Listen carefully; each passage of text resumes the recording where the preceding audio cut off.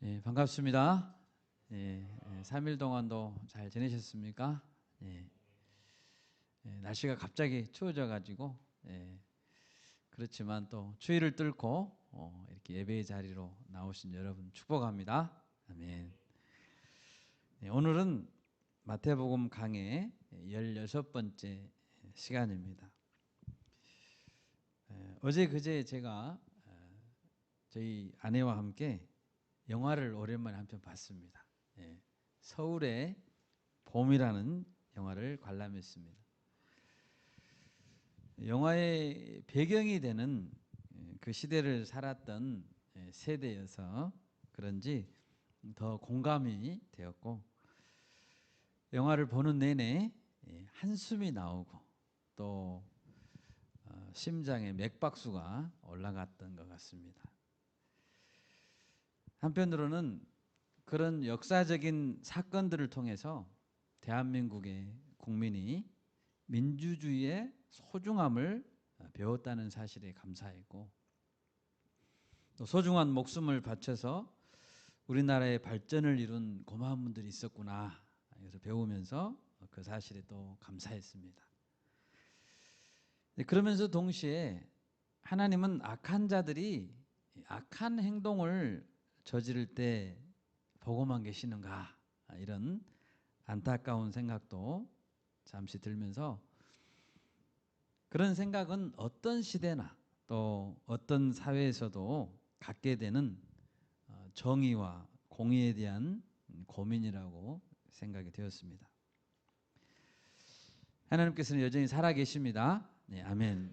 하나님께서 영원히 살아계신다는 희망, 그리고 결국에는 정의와 공의가 바르게 서는 영원한 나라가 올 것이라는 그 희망이 우리에게 없다면 우리는 정말 절망적인 자들이다라는 생각이 듭니다. 아마도 예수님과 동시대를 살았던 유대인들도 눈앞에 벌어지는 로마 제국의 강포와 부패와 또 타락과 불의한 모습을 보면서 그들도 답답하고 절망적인 날들이 끊임없이 이어졌을 것 같습니다. 그 당시 로마 제국 시대의 유대인의 청년들은 얼마나 분노했을까요? 예수님은 오늘 본문을 통해 그런 상황을 직면하고 있는, 경험하고 있는 이스라엘 백성들, 특히 청년 제자들에게 말씀하고 있습니다. 오늘 말씀의 제목은 너희 원수를 사랑하라입니다. 오늘 말씀을 통해서 우리가 어떻게 이 땅에서 하나님의 나라를 이루고 진정한 개혁을 이뤄내고 또 하나님의 원리로 세상과 싸워 승리해야 되는지 생각해 보는 시간이 될 수 있기를 바랍니다. 오늘 예수님은 첫 번째로 악한 자를 대적하지 말라, 이렇게 말씀하십니다. 38절을 보십시오. 눈은 눈으로, 이는 이로 갚으라. 이 말씀은 구약 시대에 주어진 율법입니다. 그것은 왜 주어진 것이었을까요? 이스라엘 백성들 가운데 서로 싸움이 있어서 상해를 주었을 때 어떻게 보상해야 되는가 설명하는 부분에 나옵니다. 출애굽기 21장 23절에서 25절 말씀을 제가 읽어드리겠습니다. 그러나 다른 해가 있으면 갚되 생명은 생명으로, 눈은 눈으로, 이는 이로, 손은 손으로, 발은 발로, 된 것은 된 것으로, 상하게 한 것은 상함으로, 때린 것은 때림으로 갚을지니라. 이것은 소위 동해, 같은 해, 동해 복수법이라고 알려져 있습니다. 이것은 물론 개인적으로 가서 눈은 눈으로 때리라는 말 아닙니다. 개인적으로 복수하라는 이야기가 아닙니다. 하나님이 세우신 재판관에 의해서 정해진 판결 절차에 따라서 이루어지는 적법한 복수였습니다. 그런데 가해자가 받게 될 형벌은 피해자가 입은 손상과 같은 수준이 되어야 되지, 결코 그것보다 터무니없이 약해서도 안 되고 그 수준을 넘어서서도 안 된다는 것을 말하고 있습니다. 너무 관대한 처벌을 하면 어떻게 했습니까?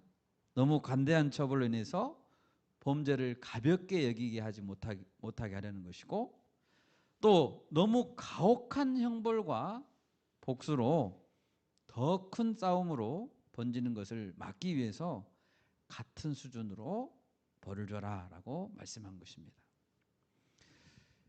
그런데 예수님은 이 동해 복수법에 대해서 어떻게 새롭게 해석해 주십니까? 39절을 보십시오.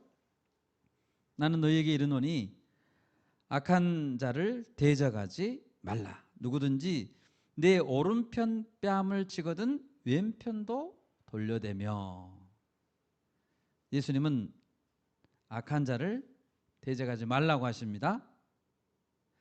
상대방이 내 오른편 뺨을 한 대 치면 나도 상대의 오른편을 한 대 쳐야 정당할 것 같습니다. 그런데 예수님은 왼편 뺨도 돌려대라고 말씀하십니다. 또 무고하게 고발하여 속옷을 가져가고자 하면 겉옷까지도 가져가게 하라고 하십니다. 여러분, 뺨을 우린 잘 맞아보지 않잖아요, 그렇죠? 예. 뺨을 맞는다는 것은 매우 수치스러운 것입니다. 아픈 것을 떠나서 수치스러운 것입니다. 또 무고하게 고발을 당하거나 속옷을 빼앗긴다는 것은 참으로 참을 수 없는 굴욕이고 치욕입니다. 그럼에도 불구하고 예수님은 정당하게 보이는 맞고소 내지는 보복을 하지 말라고 하십니다. 내가 가질 수 있는 정당한 권리를 내려놓으라고 말씀하십니다. 사회법으로도 보장되어 있는 고소 절차도 하지 말라고 하십니다. 왜 그러셨을까요? 사도 바울의 예를 들어보겠습니다.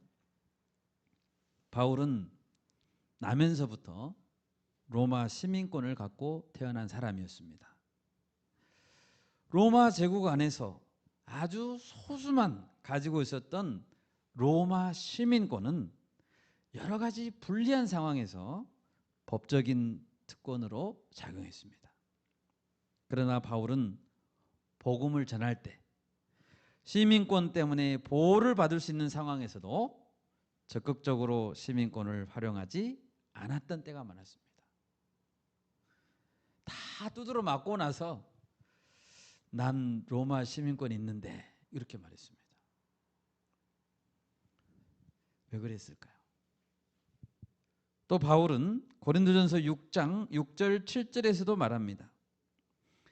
형제가 형제와 더불어 고발할 뿐더러 믿지 아니하는 자들 앞에서도 하느냐?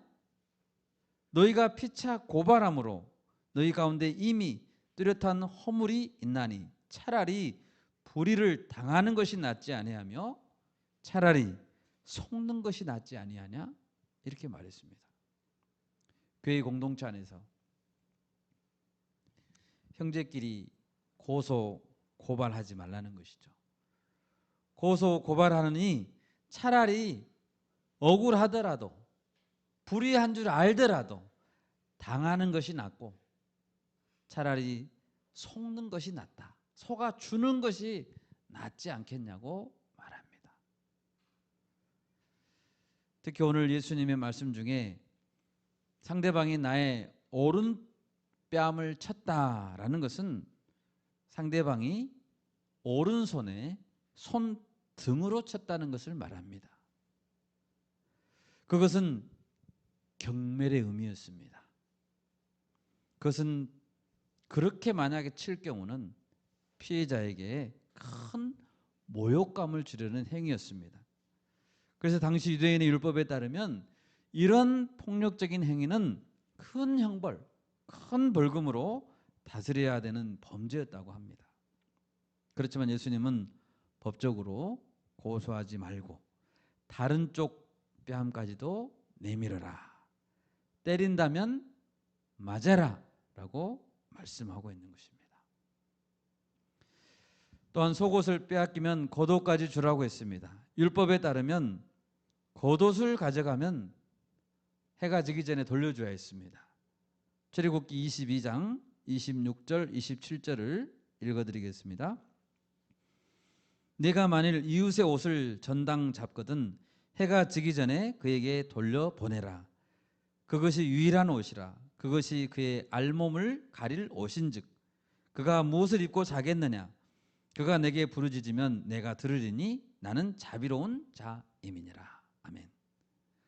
겉옷은 가격도 비쌀 뿐만 아니라 대부분 한 벌만 입고 다녔습니다. 겉옷을 두세 개 입고 다니지 않잖아요. 겉옷은 그 지역에 기온차가 굉장히 심했기 때문에 기온차가 심한 추운 밤에는 따뜻한 이불의 역할도 했고요. 물건을 담을 수 있는 자루 역할도 했고요. 가격이 비쌌기 때문에 돈이 급하게 필요하면 전당을 잡히기도 했다고 합니다. 그래서 사람들은 대부분 겉옷은 달라고 하지 못하고 속옷을 달라고 했다고 합니다. 그런데 예수님은 속옷을 달라고 하는 자에게 겉옷까지 주어라. 그럼 알몸이 되는 거잖아요. 이렇게 말씀하신 것입니다. 여러분, 예수님은 왜 제자들에게 이런 명령을 하시는 것일까요? 예수님은 개인에게 보장된 권리에 집착하지 말고 내 것을 안 빼앗기려고 안간힘을 쓰지 말고 오히려 복음 전파를 위해 그 권리를 내려놓으라고 말씀하고 있는 것입니다. 법적 소송을 한다고 해봅시다. 법적 소송을 하고 끝까지 책임을 물기 위해 소모해야 되는 시간과 열정과 노력이 있다면 차라리 복음을 전하기 위해 더 힘써야 한다는 것입니다. 박해를 받아야 한다면 박해를 각오하고 받으라는 것입니다. 물론 이것은 악한 사탄의 활동에 묵인하고 협조하라는 말은 아닙니다. 오해하면 안 됩니다. 예수님은 억지로 오리를 가게 하거든 그 사람과 심리를 동행하라고 하십니다. 그 당시 로마 군인들은 평민들에게 합법적으로 로마 법으로 억지로 오리를 물건을 나르도록 옮기도록 강제 노역을 시킬 수 있었습니다. 합법적으로. 이 법은 로마에 대한 복종을 강요하는 법이기 때문에 이스라엘 백성들은 이 법을 매우 싫어했다고 합니다. 그런데 예수님은 여기에 심리를 동행해 줘라 라고 말씀하시는 거죠. 증오의 대상인 로마 정부에 오히려 협력하라는 말로 들릴 때 이 말씀을 듣는 사람들은 당황하고 아마 분노했을 것 같습니다. 여러분, 악한 정도, 부패한 정도로 따지자면 로마 정부는 지금 정부보다 훨씬 더 타락이 심했을 것입니다. 로마 정부는 훨씬 더 지금 정부보다 우리가 살고 있는 현 시대의 정부보다 더 부정부패가 심했을 것이고 더 타락했을 것이고 백성들은 더 착취당하고 강포에 시달려야 했을 것입니다. 그러나 예수님은 로마의 저항의 방식, 맞서 싸우는 방식으로 그들을 개혁하기보다는 복음으로 하나님의 나라를 확장시킴으로 정복하기를 원했습니다. 여러분, 이 땅에 왕으로 오신 예수님은 지금 무엇을 이야기하고 있습니까? 눈에 보이는 로마 제국은 멸망했습니다. 멸망했죠? 네. 사람들이 붙들고 안간힘을 써가면서 세우려 했던 제국들, 나라들도 반드시 무너집니다. 그러므로 우리가 더욱 힘써야 될 것은 한 영혼이라도 지옥불에 들어가지 않도록 서두르는 것입니다. 일할 수 없는 밤이 속히 오기 때문입니다. 여기에 있는 청년들에게 특히 당부하고 싶습니다. 저도 30대가 엊그제 같습니다. 40대는 어제 같습니다. 시간은 정말 빨리 갑니다. 예수님의 나라는 이 땅에 속한 것이 아닙니다. 영원한 나라는 예수님의 나라입니다. 아멘. 그 나라를 위해서 우리가 살아야 되지 않겠습니까? 우리가 이 땅에 발을 딛고 살고 있지만 먼저 하나님의 나라와 그의 의를 구하는 삶을 우리 모두 살아갈 수 있기를 바랍니다. 아멘. 두 번째로 오늘 예수님은 너희 원수를 사랑하라 라고 말합니다. 43절을 보십시오.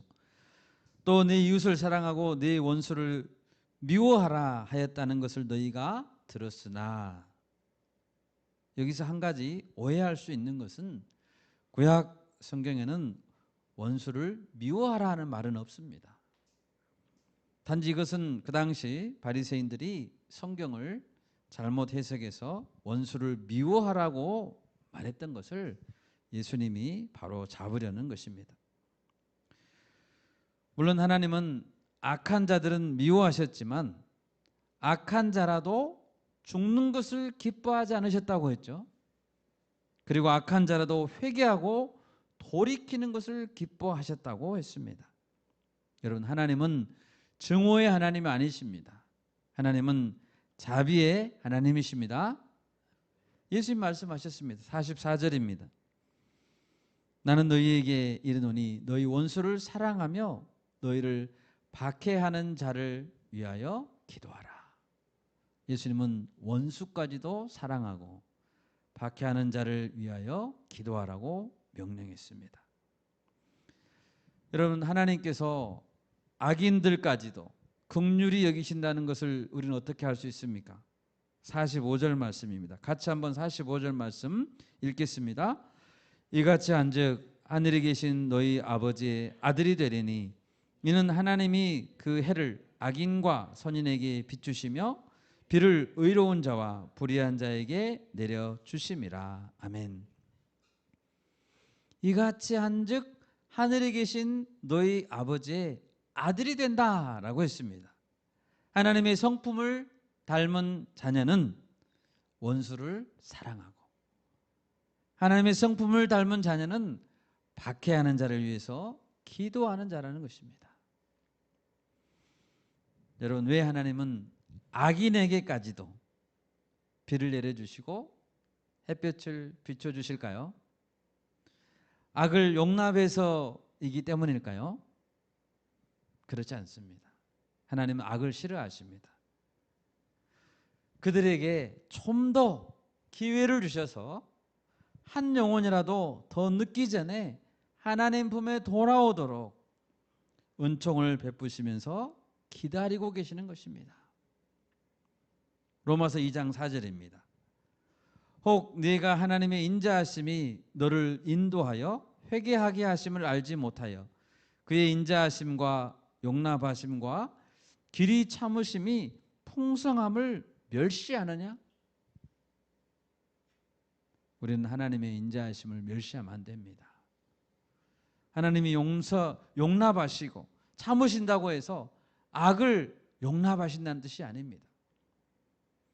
여러분, 이러한 일반적인 은총은 계속 되지 않습니다.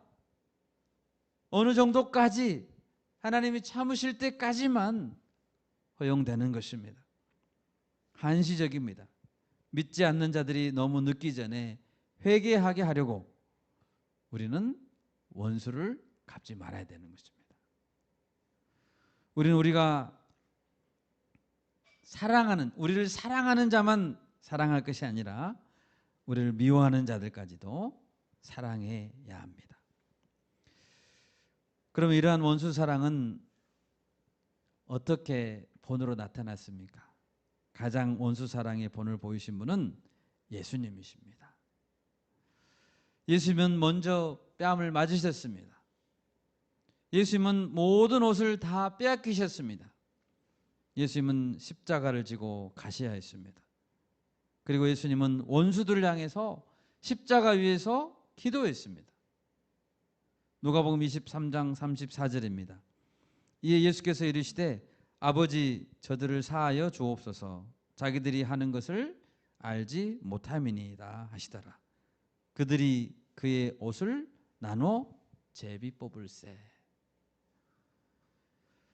또한 예수님은 선인과 악인에게 똑같이 사랑을 보여주셨던 분입니다. 대표적으로 가롯 유다를 대하는 예수님의 모습은 우리에게 큰 은혜가 됩니다. 예수님은 언젠가 유다가 자신을 팔 것을 다 아셨습니다. 그럼에도 불구하고 다른 11명의 제자들은 끝까지 눈치채지 못했습니다. 예수님께서 보여주신 사랑은 12명의 제자에게 완전히 동일했기 때문입니다. 예수님은 끝까지 가룟 유다를 사랑하셨고 끝까지 가룟 유다가 돌아오기를 간절히 원했습니다. 여러분, 예수님께서 이런 방식의 길을 가셨다면 예수님을 따르는 제자들도 이런 길을 가야 될 줄 믿습니다. 아멘. 여러분, 그렇다면 우리는 어떤 근거로, 어떤 이유 때문에 원수까지도 사랑할 수 있는 것입니까? 하나님의 최종적인 심판을 믿기 때문입니다. 예수님은 요한계시록 마지막에서 말씀하셨죠. 내가 진실로 속히 오리라. 아멘. 내가 진실로 속히 오리라 말씀하셨습니다. 언젠가 악한 행동들이 반드시 대가를 치르기 때문에 원수를 불쌍히 여기며 우리는 기도해 줄 수 있는 것입니다. 우리 로마서 12장을 한번 같이 찾아보겠습니다. 로마서 12장입니다. 19절에서 21절 말씀까지 합독하시겠습니다. 내 사랑하는 자들아 너희가 친히 원수를 갚지 말고 하나님의 진노하심에 맡기라. 기록되었으되 원수 갚는 것이 내게 있으니 내가 갚으리라고 주께서 말씀하시니라. 네 원수가 줄이거든 먹이고 목마르거든 마시게 하라. 그리함으로 내가 숯불을 그 머리에 쌓아 놓으리라. 악에게 지지 말고 손으로 악을 이기라. 아멘. 여러분, 절대로 복수는 직접 하지 마십시오. 직접 하지 마시고 하나님의 손에 맡기실 수 있기를 바랍니다. 친히 직접 원수 갚지 말라고 하셨다는 사실 잊지 마십시오. 우리가 원수에게 할 수 있는 행동, 허락된 행동은 원수가 굶주리면 먹여주는 것이고 목마르거든 마실 것을 주는 것뿐입니다. 기도해 주는 것뿐입니다. 원수가 굶주릴 때 먹여주려면 원수에 대해서 무관심하면 안 되겠죠? 원수가 지금 잘 먹고 있는가 우리는 늘 관찰해야 됩니다. 원수의 형편을 평소에도 잘 보고 있다가 굶주리면 얼른 먹을 것을 갖다 줘야 되는 거예요. 우리는 원수니까 내가 복수만 안 하면 되지, 관심 끊어야지, 그렇게 하면 안 된다는 거예요. 기회를 잘 살피다가 도와주어야 한다는 것을 뜻합니다. 원수를 손쉽게 죽이고 손쉽게 무너뜨릴 수 있는 기회가 올 때라도 참고 관대하게 대해줘야 합니다. 20절 로마서 12장 20절 말씀에서 숯불을 그 머리에 쌓아 놓으리라. 이 말의 배경은 이렇습니다. 고대 이집트의 풍속 중에 회개하려는 사람, 공개적으로 회개하려는 사람은 숯불이 든 접시를 머리 위에 얹고 있었다고 합니다. 그러므로 20절 말씀은 원수를 사랑으로 우리가 돌볼 때 원수 스스로 죄를 깨닫고 회개하게 된다는 뜻이죠. 악을 악으로 갚는 것은 악에게 지는 것입니다. 우리가 선으로 악을 이길 수 있기를 바랍니다. 아멘. 마지막 세 번째로 오늘 본문에서 예수님은 아버지의 온전하심과 같이 온전하라고 말합니다. 48절을 보십시오. 예수님 말씀하셨습니다. 그러므로 하늘에 계신 너희 아버지의 온전하심과 같이 너희도 온전하라.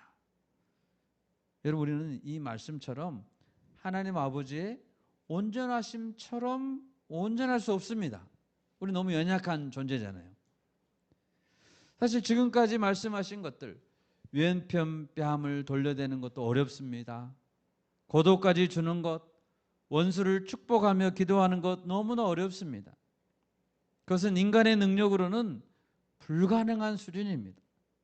그럼에도 불구하고 예수님은 우리가 아버지의 온전하심과 같이 온전해야 된다, 온전하기 위해 힘써야 된다라고 하는 것은 하나님께서 온전함의 수준을 낮추거나 타협하지 않는다는 것을 알 수 있습니다. 여러분, 하나님의 기준은 처음이나 지금이나 변함없습니다. 아버지께서 거룩하심처럼 우리도 거룩해야 됩니다. 우리는 아버지가 온전하심처럼 온전하게 하기 위해 힘써야 됩니다. 사람이 어떻게 그럴 수 있습니까? 우리의 행위로 도달할 수 없다면 어떻게 해야 됩니까? 오직 그것이 가능한 길을 예수님께서 열어주셨다는 것을 기억해야 됩니다. 우리를 대신해서 이 기준을 만족시키신 분은 예수님밖에 없습니다. 우리를 대신해서 기준을 만족시켰다는 것이죠. 고린도후서 5장 21절입니다. 하나님이 죄를 알지도 못하신 이를 우리를 대신하여 죄로 삼으신 것은 우리로 하여금 그 안에서 하나님의 의가 되게 하려 하심이라. 아멘. 우리는 오직 예수님 안에 있을 때만 하나님의 의가 될 수 있는 것입니다. 예수님께서 한 번은 부자 청년과 대화를 나눴습니다. 그리고 나서 제자들에게 말씀했습니다. 내가 진실로 너희에게 이르노니 부자는 천국에 들어가기가 어려우니라. 다시 너희에게 말하노니 낙타가 바늘기로 들어가는 것이 부자가 하나님의 나라에 들어가는 것보다 쉬우니라 라고 했습니다. 이 말씀을 들은 제자들은 몹시 놀랐습니다. 아니, 그렇다면 누가 구원을 얻을 수 있단 말입니까? 이때 예수님 뭐라고 말씀하셨죠? 사람으로는 할 수 없으나 하나님으로서는 다 하실 수 있느니라. 아멘. 우리 힘으로는 할 수 없습니다. 여러분, 사실 예수님께서 우리를 구원하셨던 방법이 뭐냐면 원수를 갚지 않고 원수를 위해 기도하셨던 방법이었습니다. 우리는 모두 예수님의 원수였습니다. 우리는 모두 부패했고 타락했었고 하나님을 외면하고 떠났던 배반자들이었고 하나님의 원수였지 않습니까? 그런데 예수님께서 우리가 져야 될 십자가를 대신 지시고 우리가 당해야 될 수치와 고통을 당하신 것 아닙니까? 우리 모두도 이런 예수님의 사랑에 감격했기 때문에 예수님 앞에 무릎을 꿇는 것 아닙니까? 그러므로 우리는 어떤 상황에서도 원수를 갚지 않고 원수를 위해서 기도해야 되는 것이죠. 우리는 어떤 상대방에게라도 폭력적이 되면 안 됩니다. 폭언을 해서는 안 됩니다. 우리는 어떤 상대방에게도 원수를 갚지 말고 차별하지 말고 비인격적으로 대하지 말아야 됩니다.